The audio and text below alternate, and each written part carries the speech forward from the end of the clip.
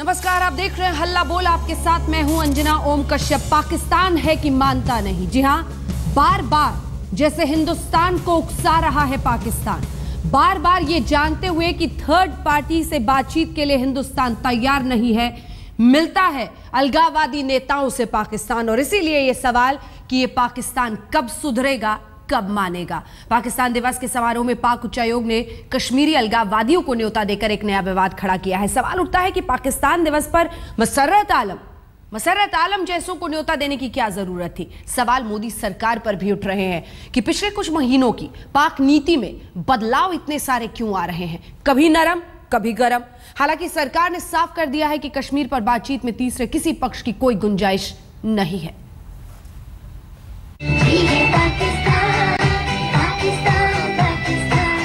पाकिस्तान दिवस का जलसा है। समारोह में शामिल होने वाले मेहमानों की लंबी सूची है और जिन्हें पाकिस्तान उच्चायोग की ओर से सादर निमंत्रण भेजा गया है, उनमें हाल ही में जेल से रिहा हुए अलगाववादी नेता मसर्रत आलम समेत हुर्रियत कॉन्फ्रेंस के नेता और दूसरे अलगाववादी भी शामिल हैं। लेकिन पाक उच्चायुक्त की अपनी दलील है।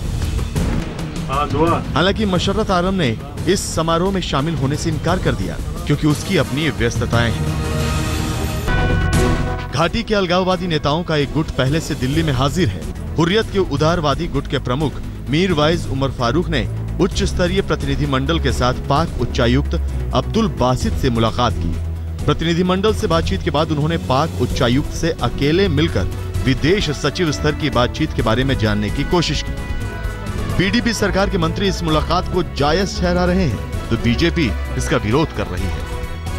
ये खूबसूरती यही है कि यहाँ कम से कम बात तो सुनते हैं ना, किसी के ऊपर पाबंदी नहीं है। ये पाकिस्तान थोड़ी है कोई बात जोर से करेगा तो मिलिट्री उसको बंद करेगी। ये तो इंडिया की खूबसूरती है, बुलाना, बातचीत करना। This is real democracy. और इनके पास कोई मैंडेट नहीं है बात करने का। पाकिस्तानी हाई कमीशन के वहां जो बैठक चल रही है, ये बहुत गलत है। पाकिस्तानी हाई कमिश्नर ने गाइडलाइंस का वायलेशन किया है। अगर पाकिस्तान के साथ कोई बातचीत होनी है किसी मुद्दे पर, वो तो भारत सरकार करेगी। हुर्रियत कॉन्फ्रेंस वालों को कहां कोई मैंडेट है। इस बीच शिवसेना ने बातचीत के लिए हुर्रियत नेताओं को बुलाए जाने के खिलाफ नारे बुलंद किए।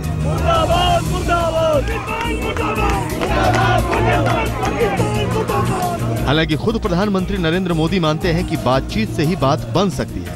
उन्होंने ट्वीट कर नवाज शरीफ को पाकिस्तान दिवस की बधाई दी। मैंने पाकिस्तानी प्रधानमंत्री नवाज शरीफ को उनके राष्ट्रीय दिवस पर बधाई संदेश भेजा है। ये मेरा दृढ़ विश्वास है कि सभी मुद्दों का हल द्विपक्षीय बातचीत से हो सकता है, खासकर ऐसे माहौल में जहां आतंक और हिंसा की कोई जगह ना हो। इससे पहले भी भारत पाकिस्तान द्विपक्षीय वार्ता रेल पटरी से इसलिए उतर गई थी कि पाक उच्चायोग ने कश्मीरी अलगाववादियों को तमाम विरोधों के बावजूद बातचीत का न्योता दिया था। हैरान करने वाली बात यह है कि कश्मीर को मुद्दा बनाने वाले पाकिस्तान ने हमेशा वहां के लोकतांत्रिक प्रतिनिधियों से ज्यादा उन्हें तवज्जो दी है, जो अपनी राजनीतिक रोटियां सेकने के लिए वहां के हालात को सुलगते हुए देखने के हिमायती हैं। श्रीनगर से अशरफ वानी के साथ आज तक ब्यूरो। कई खास मेहमान हमारे साथ इस चर्चा में जुड़ रहे हैं, लेकिन उनसे आपका परिचय कराने से पहले आइए आपको सीधे लिए चलते हैं स्वर्ण मंदिर। ये हमारे तमाम मेहमान हमारे साथ जुड़ गए हैं। संबित पात्रा जी हमारे साथ जुड़ गए हैं, संजय निरुपम जी हमारे साथ जुड़ गए हैं, हमारे साथ तरनजीत सिंह जो कि एनसी के नेता है वो भी जुड़ गए हैं। लेकिन उससे पहले स्वर्ण मंदिर की तस्वीरें हम आपको दिखा रहे हैं। प्रधानमंत्री नरेंद्र मोदी यहां पर मत्था टेकने के लिए पहुंचे हैं।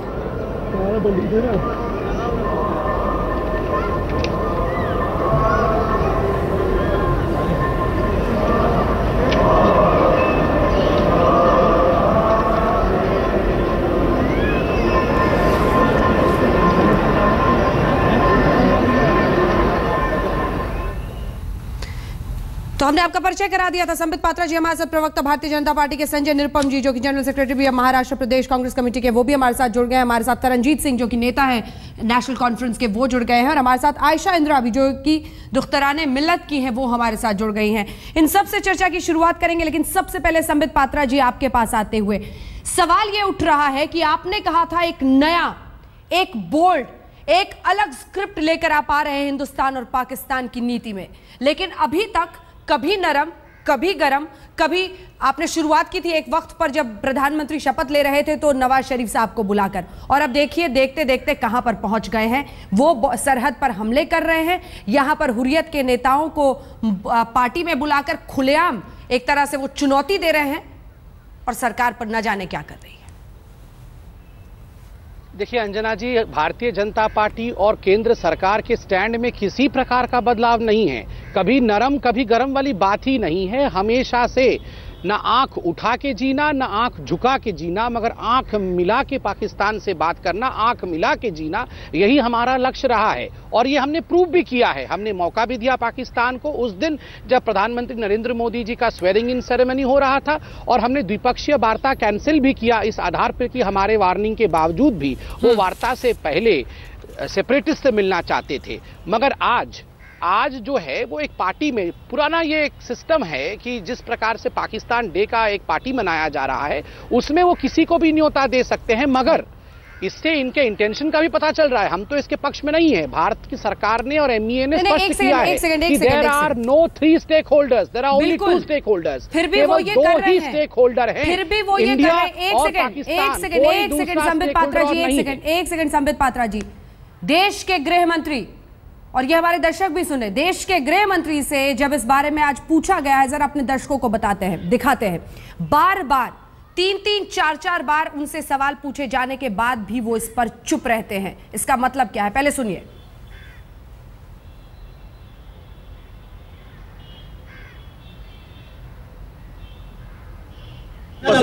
आज के दिन मोदी सरकार को मैडम पीछे रहिए, क्या कर रहे हो? और मसरत आलम को भी न्योता दिया गया पाकिस्तान नेशनल डे में आने के लिए। पाकिस्तान पे बात की, मसरत आलम को भी पाकिस्तान डे में आने के लिए न्योता दिया गया। सर, तमाम अलगाववादी नेता आज पाकिस्तान नेशनल डे के मौके पर दिल्ली आए। उसके बावजूद उन्हें बुलाया गया है। किस तरह से सरकार इसे देखती है? एक समय पे बातचीत टूट भी गई थी पाकिस्तान के साथ, एक और बार ये पहल हो रही है पाकिस्तान की तरफ से जब वो सेपरेटिस्ट के साथ एंगेज कर रहे हैं। किस तरह से देखती है भारतीय सरकार? न जाने कितने बार यह सवाल पूछा गया उनसे, लेकिन संजय निरुपम जी, देश के गृह मंत्री, इस पर चुप हैं। देश के गृह मंत्री ने, पूरी भारतीय जनता पार्टी और केंद्र सरकार ने चुप्पी साध रखी है। मुझे बहुत अच्छे ढंग से याद है जब चुनाव प्रचार चल रहा था, तब अमित शाह जी और बीजेपी के तमाम बड़े बड़े बड़बोले टाइप के नेता लोग कहते थे कि एक बार नरेंद्र मोदी जी प्रधानमंत्री बन जाएंगे, उसके बाद पाकिस्तान घुटने टेकेगा और पाकिस्तान आंख से आंख मिला के बात करने के लायक नहीं रहेगा। मैं ये देख रहा हूं कि पिछले जब से इन की सरकार आई है तब से भारत और पाकिस्तान की सीमा पर जो गोलीबारी हो रही है या क्रॉस बॉर्डर जो पूरा क्रॉस फायर हो रहा है वहां पे, वो सारी चीजें लगातार बढ़ गई हैं। पहली बार ऐसा हुआ है कि जम्मू क्षेत्र के ग्रामीण क्षेत्र जो बॉर्डर के जो गांव के इलाके हैं, उन इलाकों में रहने वाले लोगों का जीना दुभर हो गया है। उसके बाद आगे क्या हुआ, पीडीपी के साथ जब वो सरकार बना रहे थे और उनके मुख्यमंत्री जब शपथ ले रहे थे, तब उस समय जब वो कह रहे थे कि जम्मू कश्मीर में चुनाव कराने में एक जो सहयोग मिला है वो हुर्रियत और पाकिस्तान का भी मिला है, उस समय प्रधानमंत्री अपना सर झुकाए चुपचाप देख रहे थे, सुन रहे थे। उसके आगे मसरत आलम, ऐसा लगता है कि मसरत आलम को इसीलिए छोड़ा गया ताकि वो पाकिस्तान डे का मुख्य मेहमान बन सके। मुझे लगता है ये सरकार इस देश की जनता के प्रति जो इन्होंने जो वादा किया था, जो कमिटमेंट दिया था, उससे पूरी तरह से घुलटनियां मार रही है, जिसको हम समर सॉल्ट कहते हैं, वो समर सॉल्ट ले रही है सिर्फ इसलिए कि किसी तरह से सत्ता में बने रहना चाहिए। मुझे ऐसा विश्वास प्रतीत होता है कि पाकिस्तान के साथ ये सरकार किसी प्रकार का ब्रेक थ्रू ढूंढ नहीं पाएगी, किसी प्रकार की बातचीत भी नहीं कर पाएगी, और पाकिस्तान को शांत करने का जो दावा और जो वादा इन्होंने किया था, वो पूरा दावा और वादा चकनाचूर हो चुका है, मिट चुका है। अभी पाकिस्तान डे के नाम पे निश्चित तौर पर उनका पाकिस्तान डे, मुझे पता है आप इस पर बोलना चाह रहे हैं, लेकिन संजय जी की बात का जवाब दीजिए। हमको चिढ़ाने के लिए याद करके हमारी बात पूरी हो जाने दीजिए। संजय जी पूरी कर ले बात, ठीक है संजय जी, मेरी पूरी बात हो जाए बस। पाकिस्तान डे पाकिस्तान मनाना चाहता है, मनाए, लेकिन जिस आतंकवादी को बहुत ही कंट्रोवर्शियल तरीके से छोड़ा गया उसी को बुला के उसको मुख्य मेहमान बनाना, मतलब हिंदुस्तान को जख्म देने की कोशिश की जा रही है, हिंदुस्तान को चिढ़ाने की कोशिश की जा रही है। सरकार की जवाबदारी बनती है कि उच्चायुक्त को बुलाए, उनको जवाब तलब करे और उनको नोटिस दे, तब कहीं जाकर समझ में आएगा कि यह सरकार भारत की राष्ट्रीय सोच है। संबित जी जवाब दीजिए और यह भी बताइए कि गृह मंत्री मौन क्यों है इस सवाल पर? गृह मंत्री मौन क्यों है? 5-5 बार सवाल मैं आ रही हूं, इसके बाद आ रही हूं तरनजीत जी। संबित जी नंबर वन मैं पहले कांग्रेस के एक सेकंड में पहले अपना विषय रख लूं, उसके बाद आप लोग कह लीजिएगा। नंबर 1 मैं पहले कांग्रेस के प्रवक्ता के उस बयान पे आपत्ति दर्ज करता हूं जिसमें उन्होंने कहा। समित जी आप दोबारा गुमराह करने की तरफ जा रहे हैं। अंजना जी ये कौन बोल रहे हैं? ये तरनजीत जी हैं, नेशनल कॉन्फ्रेंस के नेता है। तरनजीत जी एक सेकंड रुक जाइए, वो इस पर जवाब देने से फौरन बोलिएगा। परमजीत जी आप शांत होकर बैठ जाइए, अभी पूरा सुन लीजिए मुझे, पहले मुझे सुन लीजिए उसके बाद आप बोलिएगा। पहले आप सुनिए, पहले आप सुनने का भी हौसला रखें ना। परमजीत जी आपको जनता ने हराया है, थोड़ी देर बैठ के सुनिए भी हमारी बात को, उसके बाद बताइएगा। हम मानते हैं हमें हराया है, लेकिन आप बैठ जाइए ना थोड़ी देर के लिए, मुझे बोलने दीजिए। हम बैठे हुए हैं, मैं आप और बैठ जाइए थोड़ी देर के लिए, और अभी एंकर ने मुझे कहने के लिए कहा है, उसके बाद आप कहिएगा। आप अब बैठ जाइए, मुझे कहने दीजिए, उसके बाद कहिएगा। मुझे कहने कहा गया है। नंबर 1 अभी जो कांग्रेस के प्रवक्ता ने कहा कि हिंदुस्तान पाकिस्तान को मजा चखा नहीं सकती है, मैं आपत्ति दर्ज कराता हूं। उनको और कांग्रेस को खास करके हिंदुस्तान की सेना और हिंदुस्तान के सरकार में अच्छाई नजर नहीं आती होगी, पाकिस्तान में बेहतरी नजर आती होगी, मगर मोदी सरकार को और हिंदुस्तान की जनता को हिंदुस्तान में भरोसा है। नंबर 2 आपने एक पक्षीय विषय रखा, मैं दूसरा पक्ष रखता हूं। जो क्रॉस बॉर्डर फायरिंग हुआ है और जो टेररिज्म हुई है, आप खुद डीजी बीएसएफ के बयान को देखिए। उन्होंने कहा है never before was the army allowed to retaliate, never before was the BSF allowed to retaliate in the way it has retaliated।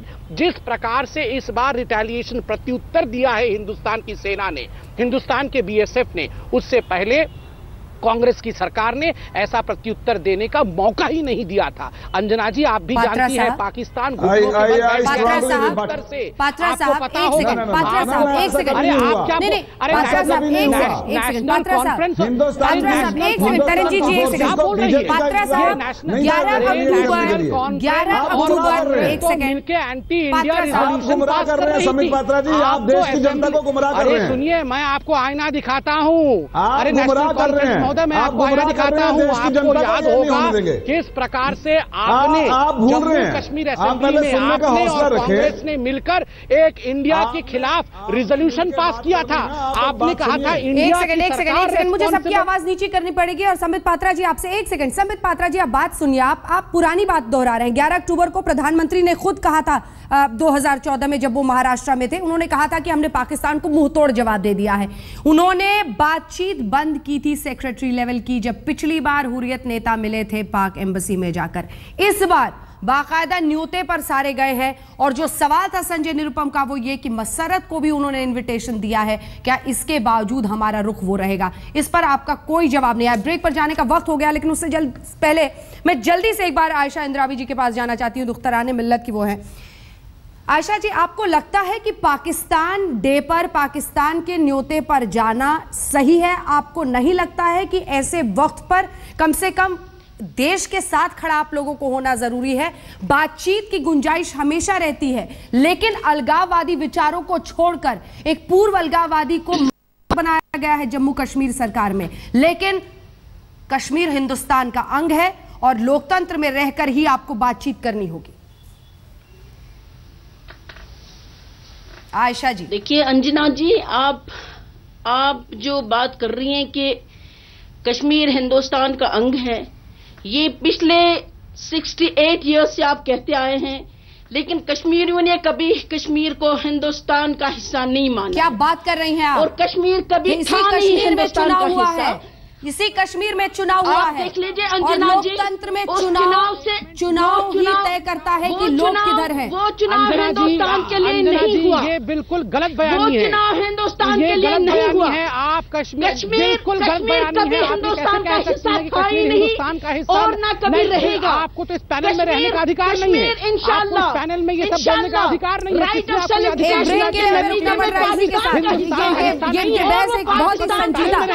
बहुत ही संजीदा एक सेकंड आयशा इंद्राबी जी। सभी खास मेहमान हमारे साथ जुड़े हुए हैं। पाकिस्तान है कि मानता नहीं, लेकिन दुख तो यह है कि तमाम जो पार्टियां हैं वो भी अपनी अपनी तरह की राजनीति साथी हैं। और इसीलिए तरनजीत जी मेरा आपसे सवाल, आप चूंकि सत्ता में नहीं है तो इसलिए आप बीजेपी पर अभी खूब अटैक कर रहे हैं, लेकिन जो बात संबित पात्रा कह रहे हैं उसमें सच्चाई है कि जब आप सत्ता में थे तो आपने भी यही किया था कुछ लोगों को खुश रखने के लिए।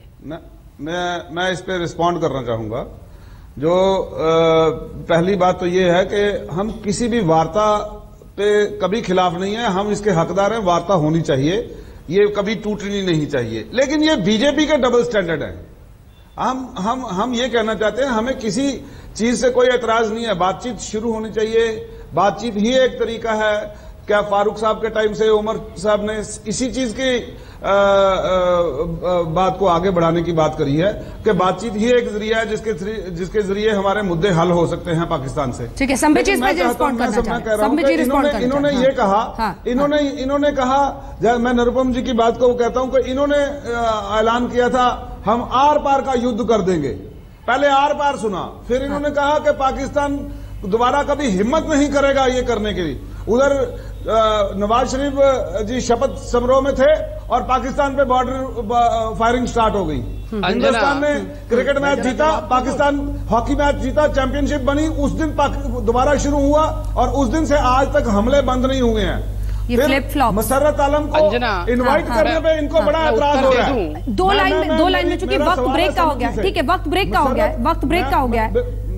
का हो गया, लेकिन संबित पात्रा जी आपको संजय निरुपम जी की भी बात का जवाब देना होगा। मसर्रत स्पेसिफिक जल्दी से 2 लाइन में ब्रेक पर जाना है। मैं कह रहा हूँ मसर्रत आलम को बुलाने पे एतराज हो रहा है। बीजेपी को आप क्यों बुला के लाए हैं? ये चुप ही नहीं होते हैं और आप भी चुप नहीं करा रही हैं। आप मीरवाइज उमर फारूक साहब, आपसे मेरा सवाल यह है कि सरहद पर आज भी पाकिस्तान बार बार हमले कर रहा है लगातार। हमारे जवान शहादत वहां पर दे रहे हैं और आप पाक हाई कमीशन के साथ उसकी नीयत को जानते हुए फिर भी पाकिस्तान डे के सेलिब्रेशंस में शामिल हो रहे हैं। क्या आपको नहीं लगता है कि यह गलत है? देखिए, पहली बात तो यह है कि जहां तक कश्मीर की समस्या की बात है तो ये कोई पहली मर्तबा हम नहीं देख रहे हैं कि सरहदों पे तनाव है या गोलाबारी हो रही है आर पार से। पिछले 30 सालों से हम यही देख रहे हैं जम्मू कश्मीर के अंदर, और हुर्रियत चाहती है कि अब वक्त आ गया है कि एक पॉलिटिकल लेवल पे इस मसले के हल की राहें जो हैं वो तलाश की जा सके।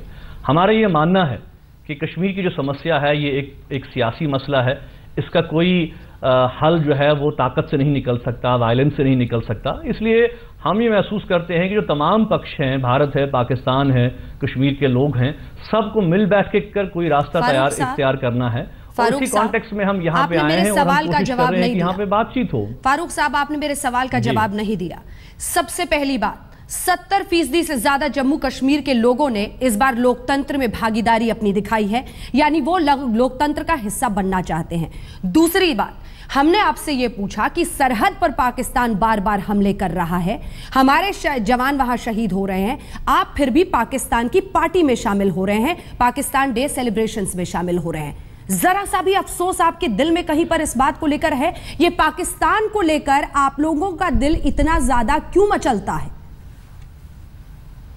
देखिए, पहली बात तो मोहतरमा ये है कि सिर्फ फौजी नहीं मारे जा रहे हैं, आम लोग भी मारे जा रहे हैं। कश्मीर में 1 लाख लोग मारे गए हैं पिछले 20 सालों में। हिंदुस्तान पाकिस्तान की जंगें हुई हैं, उसमें लाखों लोग मारे गए हैं।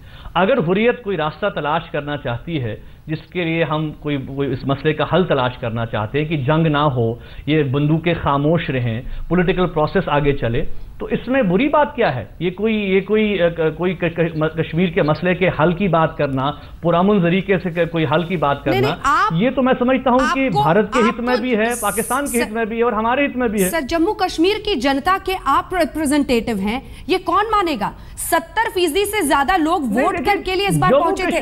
70% से ज्यादा लोग वोट डालने गए थे। वो लोकतंत्र में चाहते हैं कि जम्मू कश्मीर में एक स्थिर सरकार मिले। जो लोग बाढ़ की वजह से परेशान हुए हैं, जिनकी जिंदगियां तबाह हुई हैं, उनको कहीं रिहैबिलिटेशन हो। मुझे आप मुझे एक चीज का आप जवाब दें। अगर 70% लोगों ने वोट डाले भी हैं, हाँ। तो वहां पे उन्होंने ये कहा है कि भाई हम समस्या का समाधान नहीं चाहते।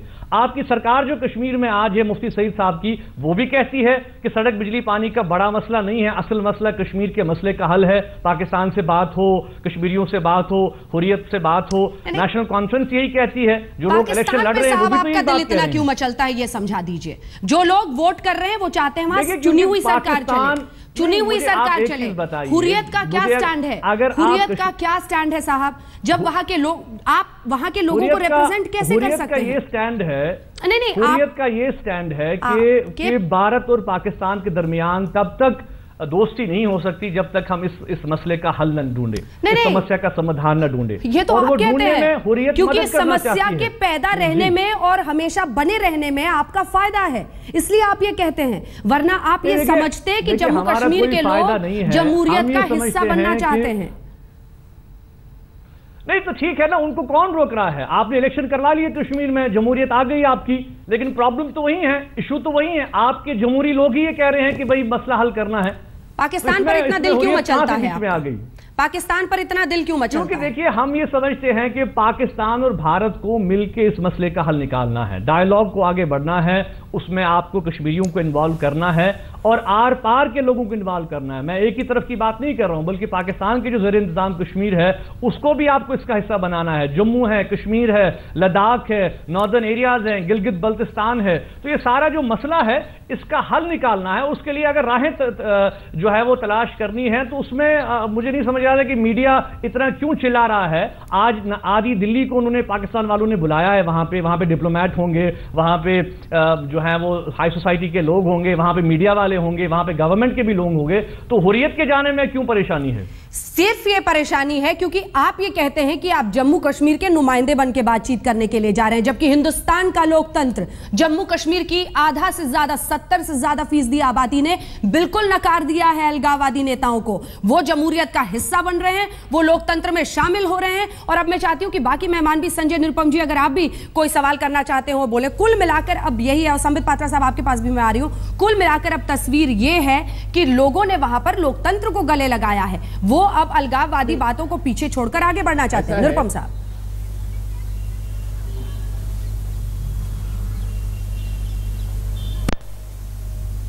ऐसा है अंजना जी, हुर्रियत ने हमेशा जम्मू कश्मीर में जो चुनावी प्रक्रिया होती है उसका विरोध किया है। बावजूद इसके जम्मू कश्मीर की जनता चुनाव की प्रक्रिया में शामिल होती है। इसका मतलब हुर्रियत पूरी तरह से कश्मीर की राजनीति में अप्रासंगिक हो गई है। अब भारत में अपनी एक पहचान बना के रखने के लिए, अपनी धाक दिखाने के लिए वो समय समय पर पाकिस्तान के कभी मेहमान बनते हैं, कभी उनके दूतावास में जाकर के, कभी पाकिस्तान के दौरे पे जाकर के। तो ऐसे हुर्रियत वालों को बहुत ज्यादा तरजीह देने की आवश्यकता नहीं है। मेरी पहली बात यह है। दूसरी बात, जो पात्रा जी अपनी बात कह रहे थे मेरे ओपनिंग रिमार्क्स के जवाब में, जरा एक मिनट मेरी बात पूरी हो जाने दीजिए, मैं जरा पूरी बात कर लूं अपना। पात्रा जी कह रहे थे कि भाई हिंदुस्तान को भारत की सेना की ताकत नहीं मालूम है। पात्रा जी भूल रहे हैं कि 4-4 बार कांग्रेस की सरकार जब थी तब भारत की सेना ने पाकिस्तान को पराजित किया और घुटने टेकने पर मजबूर कर दिया। ये हमारी सरकार का नतीजा था। आपके जमाने में क्या होता है जी? आपके जमाने में कभी एक आतंकवादी को प्लेन में बैठा के धार छोड़ते हैं। अभी सरकार बनी नहीं जम्मू कश्मीर में, एक दूसरे आतंकवादी को छोड़ दिया। एक बार मेरी बात होने दीजिए, मेरी बात हो जाने दो जरा सा। पार्लियामेंट पर जब अटैक होता है, पार्लियामेंट पे जब अटैक होता है तो उतना ही समय दीजिएगा जितना आपने कांग्रेस को दिया है। बिल्कुल भरी दोपहरी गर्मी में हमारे लाखों आर्मी के जवान बॉर्डर पर इंतजार करते रहे। कभी भी उनको अनुमति नहीं दी गई युद्ध करने के लिए और कई हजार हमारे जवान वहां मर गए धूप में कड़कड़ा करके। तो ऐसी भारतीय जनता पार्टी का राष्ट्रवाद और देशभक्ति है। कृपया करके हमें कांग्रेस वालों को देशभक्ति का पाठ मत सिखाइए। आप आते ही कैसे खराब कर रहे हैं, भारत चुप होंगे तब मैं आईना दिखाना चालू करूंगा। अंतरराष्ट्रीय जगत में भारत कैसे कमजोर देश बनकर करके स्थापित हो रहा है, ऐसा मुझे महसूस हो रहा है। और आप आईना नहीं, आपका आईना टूट चुका है। आप अगर दोनों लोगों को चुप कराएंगे और भारतीय जनता पार्टी की आवाज को सुनेंगे, जरा से जवाब कहना शुरू करूंगा, क्योंकि सब उंगलियां उठा रहे हैं, जवाब उन्हें देने। संबित पात्रा जी, अब सब उंगली उठा रहे हैं तो आपका काम है मुझको उचित समय देना। नंबर 1 पहली बात है, आपको भी पता है, पूरा देश जानता है, आज हम जम्मू कश्मीर का डिस्कशन क्यों कह रहे हैं। ना होते नेहरू, ना होती ये प्रॉब्लम। नेहरू ने ही जन्म दिया है और ये हमें देशभक्ति सिखाने चले हैं। दूसरा महत्वपूर्ण विषय, आप देखिए पहले जितने भी पाकिस्तान के प्रेसिडेंट प्राइम मिनिस्टर आते थे, उनका पहला स्टॉपेज कहां होता था। वो आप चुप रहिए, आप शांत हो जाइए पहले। आप आज भी जाके अंजना, आप इन्हें रोकेंगे? जब ये बोल रहे थे मैं नहीं बोल रहा था, आप प्लीज मॉडरेट करिए। एक झंडा, एक संविधान, और वहां पे जाके प्रधानमंत्री बैठते हैं, तो जम्मू कश्मीर के निशान के साथ संजय जी जिसमें केवल एक ही पार्टी बोलती रहे। जान चली गई। अभद्रता इस चैनल पे नहीं चलने वाली है। संजय निरुपम जी, आप अपनी अभद्रता बंद करें और सच बोलिए, झूठ पर आधारित मन की बात मत करिए। अरे सच तो है, नेहरू जी ने ही जम्मू कश्मीर को बेचा है। झूठ पर आधारित मन की बात मत करिए। पूरे देश में अभद्र व्यवहार आप कर रहे हैं, जानता है। पूरे देश में अभद्र पर अभद्र व्यवहार पूरी आपकी सरकार कर रही है। भारतीय जनता पार्टी पूरी अभद्रता पर उतर आई है। अपने लिए उन्होंने देश को बेचने का काम किया है। आज की बात करें, आपको पता है, और वाजपेयी जी इसलिए कंधार आतंकवादी भेजने के लिए वाजपेयी जी ने कहा था, कोई भी प्राइम मिनिस्टर इसलिए आतंकवादी को भेजने के लिए नेहरू जी ने बोला था इनको। तो आज से पहले हमेशा वो पहले किसी से मिलता था तो अलगाववादियों से मिलता था। आज नरेंद्र मोदी जी के दूरदर्शिता के कारण से ये सिस्टम पहले बंद हुआ है। नवाज शरीफ हिंदुस्तान आए तो किसी भी हुर्रियत या किसी भी सेपरेटिस्ट से नहीं मिले। ये किसी भी कांग्रेसी प्राइम मिनिस्टर में हिम्मत नहीं थी कि ये सिस्टम को बंद करा दे। मोदी जी ने बंद कराया। नंबर 3, ये जो नेशनल कॉन्फ्रेंस के, शांत हो जाइए, बैठ जाइए। देश को बेचने के बाद हमें देशभक्ति मत सिखाइए। बैठ जाइए संजय निरुपम जी, बैठ जाइए। आप झूठ बोलते रहिए, हम बैठ जाइए। टीचर और हेडमास्टर की तरह बोलने की आदत कर ली है। बैठ जाइए। अरे हेडमास्टर है क्या, टीचर है क्या, प्रिंसिपल है क्या है भाई? को बेचा है। आप झूठ पे झूठ बोलते रहिए। तीसरा, आपको याद होगा अंजना जी, अपोजिशन में बैठे लोगों को बोलते बैठ जाइए। नहीं, हमारे दर्शकों का वक्त बहुत महत्वपूर्ण है।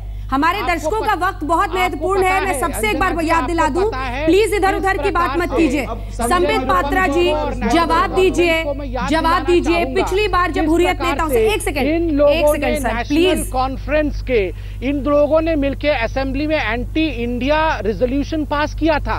इन्होंने कहा था आप अपने पर आइए ना सर, अब आप सत्ता में हैं, मगर इंडिया जो है ये बात नहीं कर रहा है। जम्मू कश्मीर में भी, दिल्ली में भी सिखाएंगे। संजय निरुपम जी की देशद्रोही पार्टी हमें देशभक्ति सिखाएगी। संबित जी, अभी आप सत्ता में हैं। संबित जी, आप कश्मीर की धरती पे बिना सिक्योरिटी के अभी तक चले नहीं है। जिन्होंने आतंकवादियों को पहुंचाया, वो हमें देशभक्ति सिखला रहे हैं। हजारों लोगों ने, नेशनल कॉन्फ्रेंस के लोगों ने शहीदियां दी हैं।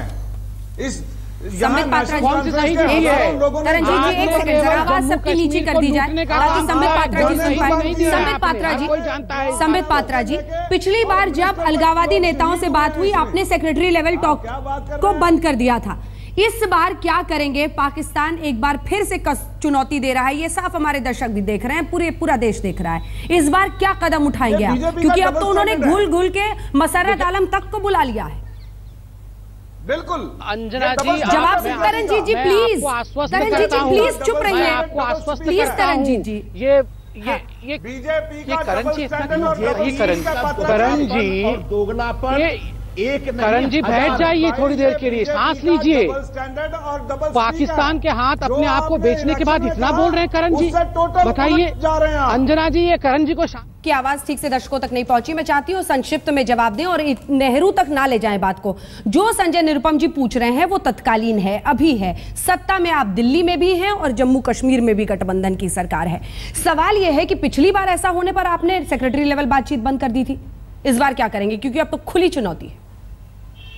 मसर्रत आलम तक? देखिए, नंबर 1 मैं बिल्कुल स्पष्ट उत्तर, देखिए नंबर कोई भी इसमें आनाकानी नहीं है, बहुत स्पष्ट विचारधारा है इस सरकार का, और आज ही MEA ने इसको आर्टिकुलेट किया है कि no third stakeholder. Shimla agreement और लाहौर डिक्लेरेशन के अंतर्गत इंडिया और पाकिस्तान यही 2 स्टेक होल्डर हैं। हमने ये पाकिस्तान को कन्वे भी कर दिया था, इसीलिए जब पाकिस्तान के राष्ट्रपति और प्रधानमंत्री आए इंडिया, नवाज शरीफ साहब ने भी किसी सेपरेटिस्ट से मुलाकात नहीं की। आज एक अलग मसला है, किसी को इन्विटेशन देती है पाकिस्तान की एम्बेसी अपने सेलिब्रेशन के लिए, मगर हमने इसमें भी स्पष्ट किया है कि नहीं मिलना चाहिए, और मसरत आलम गया भी नहीं है, आप देखिए। मगर अगर किसी प्रकार के इंडिया पाकिस्तान के वार्ता से पहले से मिलना चाहेगा तो इसको हल्के में नहीं लिया जाएगा, बहुत सख्त संदेश भेजी जाएगी। फिर आशिया जी, मैं आपके पास अब एक बार आना चाहती हूं। जम्मू कश्मीर के लोगों ने नकार दिया है आप लोगों को, चाहे हुर्रियत हो, चाहे आप जैसे दुख्तराने मिल्लत जैसे लोग हों, नकार दिया है आपको। कम से कम अब आप एक मौका लेना चाहेंगे कि हिंदुस्तान के मेन स्ट्रीम में आए, आप ये समझें कि हमें लोकतंत्र में शामिल होना चाहिए और जम्मू कश्मीर को नई ऊंचाइयों पर ले जाना चाहिए। जो लोग जिनकी जिंदगियां तबाह हुई हैं बाहर से, उनका रिहैबिलिटेशन होना चाहिए। कुछ ऐसी अच्छी नियत आने वाले वक्त में देखेंगे हम? देखिए अंजना जी, आपका ये कहना दावा कि जम्मू कश्मीर के लोगों ने हमें नकारा है, ये एक बेबुनियाद बात है। आप एक ही दिन अपने 8 लाख फौजियों को बैरक्स में वापस बुलाइए, तब आप देख लीजिए कि उन्होंने किन को नकारा है। क्या आपको नकारा है या हमको नकारा? कितने % लोगों ने वोट किया? कितने फीसदी लोगों ने वोट किया? उसके बाद जम्मू कश्मीर कितने फीसदी लोगों ने वोट किया? लोगों ने वोट किया है। आप बताइए। बिल्कुल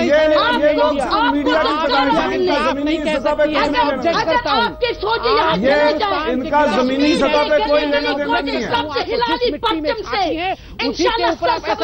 हो जाएंगे, इसलिए आपने ताकत के बल पर हम आशिया जी, कितने लोगों ने वोट किया? हवा में जीती है जम्मू कश्मीर ऐसी मनुष्य है। चलिए छोड़िए, नहीं, आप जो सामने है ना उसको देखना नहीं चाहती हैं, जो सामने है उसको आप देखना नहीं चाहती हैं, जो सामने है उसको आप देखना नहीं चाहती हैं, और जो बिना देखे आगे बढ़ता है वो खुद ही गिरता है। हमेशा ध्यान रखिएगा इस बात का आशिया जी। सामने लिखी हुई इबारत जम्मू कश्मीर की बिल्कुल साफ है, वहां के लोग लोकतंत्र में शामिल हो रहे हैं और वो होना चाहते हैं। तरनजीत साहब, आपके पास आते हुए कुछ कहना चाह रहे थे आप? सीधे अगर सवाल करें 2 मिनट में, जल्दी से, वक्त की कमी है, जल्दी से अपनी बात कहें। अंजना जी, इसमें सिर्फ बात यह है कि बीजेपी का टोटल यू टर्न है। जो इन्होंने इलेक्शन में कहा दे हैव बैक्ड आउट, ये उसमें पीछे हट चुके हैं और टोटल यू टर्न है। इन्होंने हर वो चीज कर दी जो नहीं करनी थी। ये कॉरपोरेट और पूंजीपतियों की सरकार आई है, इनको ना गरीबों से, ना किसानों से, ना जम्मू कश्मीर के अवाम से कुछ लेना देना है। ये power hungry lust. Sanjay Nirupam ji, जल्दी से कंक्लूडिंग रिमार्क। संजय निरुपम जी, जल्दी से Sanjay ji, concluding remark 2 line में।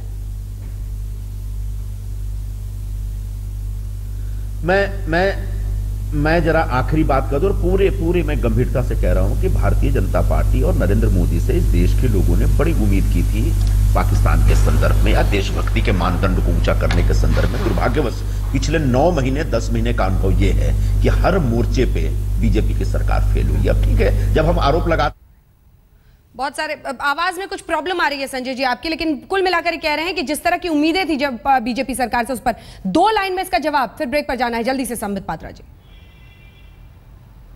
आप निश्चिंत रहिए, ना आंख उठा के, ना आंख झुका के, आंख मिला के पाकिस्तान से जिएंगे। और मैं बताता हूं, आश्वस्त करता हूं भाजपा की तरफ से, पाकिस्तान को अगर पाकिस्तान ने कभी आंख उठा के देखने की कोशिश की तो घुटनों के बल टिका देगी ये बीजेपी सरकार। हल्ला बोल देखने वाले दर्शक, आप देखते रहिए आज तक।